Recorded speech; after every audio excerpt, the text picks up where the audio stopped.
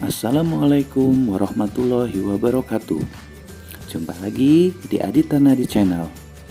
Masih dalam video pembelajaran ya. Jangan lupa untuk subscribe, like, dan komen. Terima kasih. Bagaimana kabarnya hari ini anak-anakku? Mudah-mudahan kita selalu dalam lindungan Allah Subhanahu wa Ta'ala. Amin. Jangan lupa sebelum kita belajar, marilah kita berdoa terlebih dahulu. Pada pertemuan kali ini, kita akan membahas mengenai pesawat sederhana. Pesawat sederhana merupakan alat yang berguna untuk memudahkan pekerjaan manusia. Dengan pesawat sederhana, pekerjaan menjadi lebih mudah, lebih cepat selesai, dan lebih aman saat dikerjakan. Pesawat sederhana terbagi menjadi 4 jenis, yaitu yang pertama ada katrol. Tahukah kamu bagaimana seseorang dapat mengambil air dari sumur yang dalam dengan menggunakan sebuah timbaan? Ini karena orang tersebut memanfaatkan katrol tetap yang berfungsi untuk mengubah arah gaya. Jika tali yang terhubung pada katrol ditarik ke bawah, maka secara otomatis timba yang berisi air akan terderek ke atas. Keuntungan mekanis pada katrol tetap sama dengan 1. Karena pada katrol tetap tunggal, gaya kuasa yang digunakan untuk menarik beban sama dengan gaya beban. Berbeda dengan katrol tetap, kedudukan katrol bebas berubah tidak dipasang di tempat tertentu. Kamu bisa lihat pada gambar berikut. Katrol bebas berfungsi untuk melipatkan gaya, sehingga gaya pada kuasa yang diberikan untuk mengangkat beban menjadi lebih kecil daripada gaya beban. Katrol jenis ini biasanya ditemukan di pelabuhan yang digunakan untuk mengangkat peti kemas. Keuntungan mekanis dari katrol bebas lebih besar dari 1. Pada kenyataannya, nilai keuntungan mekanis dari katrol bebas tunggal adalah 2. Hal ini berarti bahwa gaya kuasa 1 Newton itu akan mampu mengangkat beban 2 Newton. Agar gaya kuasa yang diberikan pada benda semakin kecil, maka diperlukan katrol majemuk. Gambarnya bisa kalian lihat seperti ini. Katrol majemuk merupakan gabungan dari katrol tetap dan katrol bebas yang dirangkai menjadi satu sistem yang terpadu. Katrol majemuk biasanya digunakan dalam bidang industri untuk mengangkat benda-benda yang berat. Keuntungan mekanis dari katrol majemuk sama dengan jumlah tali yang menyokong berat beban. Misalnya, pada gambar tersebut, gaya kuasa pada katrol majemuk tersebut adalah 4, karena jumlah tali yang mengangkat beban ada 4. Dalam hal ini, tali kuasa yang mengangkat beban itu tidak diperhitungkan.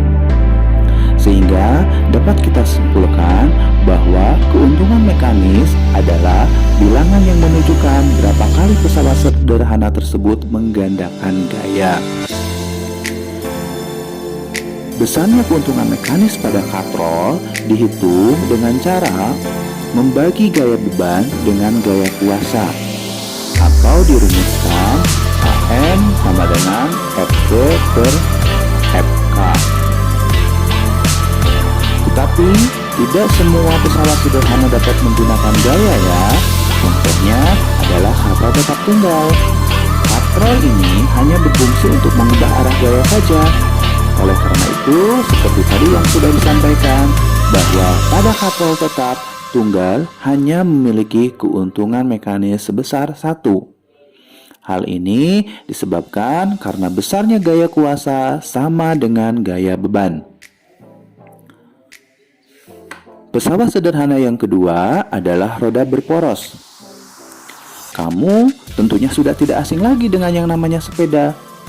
Bahkan mungkin sebagian besar di antara kamu pasti pernah menggunakannya. Roda gigi atau gear dan ban pada sepeda itu adalah salah satu contoh pesawat sederhana yang tergolong ke dalam jenis roda berporos. Roda gigi ini berfungsi sebagai pusat pengatur gerak roda sepeda yang terhubung langsung dengan roda sepeda. Sedangkan Roda sepeda menerapkan prinsip roda berporos untuk mempercepat gaya saat melakukan perjalanan. Selain roda sepeda, contoh penerapan pesawat sederhana jenis roda berporos lainnya adalah terdapat pada kursi roda, mobil, dan sepatu roda. Selanjutnya, pesawat sederhana yang ketiga itu adalah bidang miring. Bidang miring merupakan bidang datar yang diletakkan miring atau membentuk suatu sudut tertentu sehingga dapat memperkecil gaya kuasanya. Misalnya, penerapan bidang miring tersebut adalah tangga, skrup, dan pisau. Skema dari keuntungan mekanis bidang miring bisa kita lihat pada gambar berikut ini. Keuntungan mekanis pada bidang miring dihitung dengan cara membagi panjang bidang miring dibagi dengan ketinggian bidang miring, atau dirumuskan Km sama dengan L per H. Selanjutnya, pesawat sederhana yang keempat adalah pengungkit atau tuas. Pengungkit merupakan salah satu jenis pesawat sederhana yang paling banyak digunakan dalam kehidupan sehari-hari. Misalnya, alat-alat yang merupakan pengungkit antara lain gunting, linggis, tinta cungkit, pembuka botol, pemecah biji kenari, skop, koper, pinset, dan lain sebagainya. Bidang miring, pengungkit dibagi atau dikelompokkan berdasarkan variasi dari letak titik tumpu dengan lengan kuasa dan lengan beban. Tuas ini dibagi menjadi 3 jenis. Untuk jenis pertama, misalnya gunting. Tuas pertama ini memiliki tutup tumpuan berada di tengah, yaitu di antara gaya kuasa dan beban.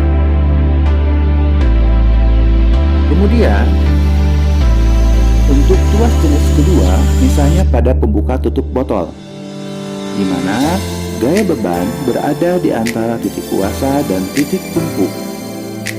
Selanjutnya, pengungkit jenis ketiga, misalnya pada pinset, di mana gaya kuasa berada di antara gaya beban dan titik tumpu. Agar kita dapat mengetahui besarnya gaya yang dilipat gandakan oleh pengungkit, maka kita harus menghitung keuntungan mekanisnya terlebih dahulu. Cara untuk menghitung keuntungan mekanis pada pengungkit yaitu dengan cara membagi panjang lengan kuasa dengan panjang lengan beban, atau dirumuskan Km sama dengan LK per LB. Panjang lengan kuasa adalah jarak dari titik tumpuan sampai ke titik kuasa. Sedangkan panjang lengan beban adalah jarak titik tumpuan sampai dengan titik beban. Sekarang, marilah kita lihat contoh soal mengenai pengungkit, bidang miring, dan katrol. Kita bisa lihat pada buku paket halaman 101 pada contoh latihan nomor 10. Berikut ini merupakan gambaran skematis tangga yang ada di rumah Dayu. Panjang tangga tersebut adalah 8 meter, sedangkan ketinggiannya adalah 4 meter. Berapakah keuntungan mekanis dari penggunaan tangga tersebut? Dari soal ini kita bisa dapat mengetahui bahwa panjang bidang miring atau L sama dengan 8 meter dan tinggi bidang miring atau H sama dengan 4 meter. Yang ditanyakan adalah keuntungan mekanisnya atau Km. Maka bisa kita jawab bahwa Km sama dengan L per H. Sehingga kita masukkan angkanya, L-nya 8, H-nya 4. Jadi 8 dibagi 4 sama dengan 2. Sehingga bisa kita simpulkan keuntungan mekanis pada tangga tersebut adalah 2.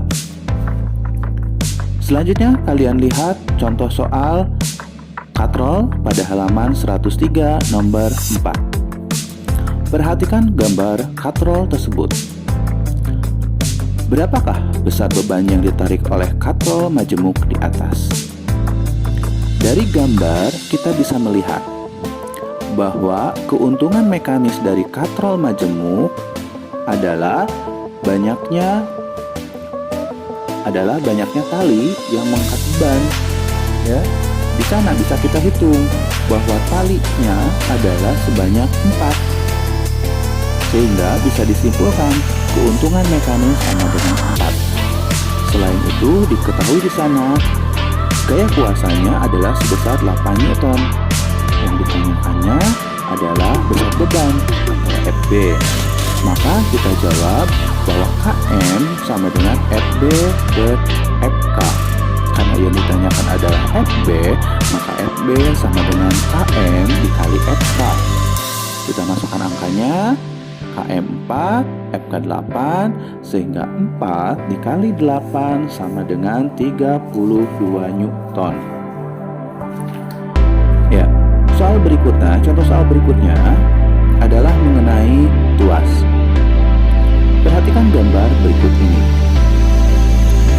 Seseorang akan mengungkit batu seperti terlihat pada gambar tersebut.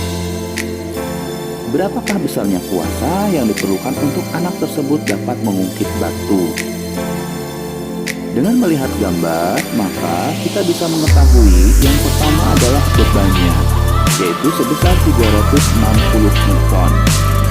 Kemudian lengan bebannya sama dengan 20 cm atau 0,2 meter. Kemudian lengan kuasanya 180 cm atau sama dengan 1,8 meter. Ditanyakan adalah kuasanya atau F. Maka kita jawab sesuai dengan rumus tuas bahwa W per F sama dengan LK per LB. Untuk mencari F, maka sama dengan W kali LB per LK. Tinggal kita masukkan angkanya, W 360, LB 0,2, LK 1,8. Sehingga 360 kali 0,2 sama dengan 72 dibagi 1,8. Sehingga hasilnya adalah sebesar 40 Newton. Demikianlah materi pesawat sederhana pada pertemuan kali ini. Mudah-mudahan kalian semua dapat memahaminya. Sebagai latihan, nanti akan diberikan lembar kerja peserta didik seperti biasa. Silakan kalian kerjakan dan kirimkan hasilnya melalui WhatsApp. Bapak akhiri pertemuan hari ini. Kurang lebihnya Bapak mohon maaf. Sampai bertemu lagi pada pertemuan selanjutnya. Terima kasih. Wassalamualaikum warahmatullahi wabarakatuh.